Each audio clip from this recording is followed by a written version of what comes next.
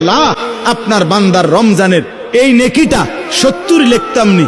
আল্লাহ বান্দার দিকে তাকাইয়া যখন দেখে গুনাহ থেকে মুক্ত, আল্লাহর জিকিরে তার জিহ্বা ভিজা, আল্লাহর মহব্বত তার কলিজার মধ্যে, সুন্নাত মোতাবেক তার জীবন, আল্লাহ তখন বলে না 70 না 700 লেখো, 700, 7,000 লেখো, 70,000 লেখো, 7 লক্ষ লেখো, 70 লক্ষ লেখো, 7 কোটি লেখো, 70 কোটি লেখো, 70,000 কোটি লেখো।